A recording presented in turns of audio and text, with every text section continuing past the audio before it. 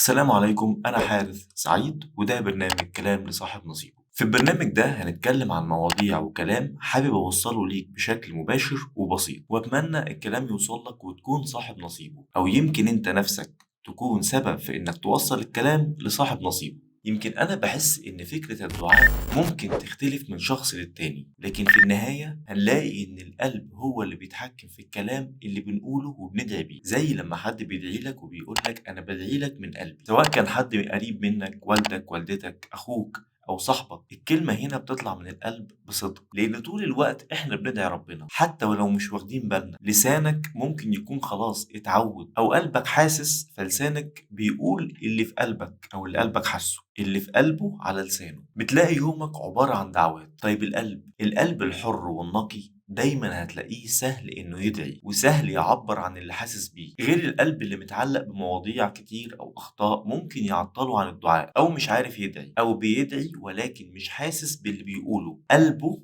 مش حاسس. ركز، عايزين نغير مفهومنا عن الدعاء شوية. مش هيكون مجرد دعاء من قلبك بس ولا لسانك بس، انت بالفعل بتعمل كل ده، لكن تخيل لو تنفذ طريقة معينة في الدعاء وتتبعها في حياتك. أول حاجة اعرف إن الدعاء هو صلة وتواصل بينك وبين ربنا. بتكلم ربنا خالق الوجود من قلبك وبتقول كل اللي انت حاسس بيه، مفيش وسيط، ربنا معاك. قال الله تعالى وقال ربكم ادعوني أستجب لكم. لما تدعي ربنا بيسمعك، واستحضر الشعور ده جوه قلبك وقت الدعاء. الدعاء كمان مش مجرد كلام بتقوله، هو عبادة. يعني لما ترفع ايديك وتطلب من ربنا، انت في نفس الوقت بتعبده، بتعترف انه القادر وبتحط ثقتك في ربنا. قال النبي صلى الله عليه وسلم الدعاء هو العبادة. ليه نتجه للدعاء؟ الدعاء مهم جدا في حياتنا. الدعاء بيعبر عن احتياجنا لله. لما بنطلب من ربنا ونرجوه ونشعر اننا ضعفاء قدامه، وإن الله هو القادر إنه يحل مشاكلنا ويستجيب لطلباتنا، ده بيخلينا نحس بالراحة النفسية وتشعر إنك مش لوحدك في الحياة الصعبة دي. الله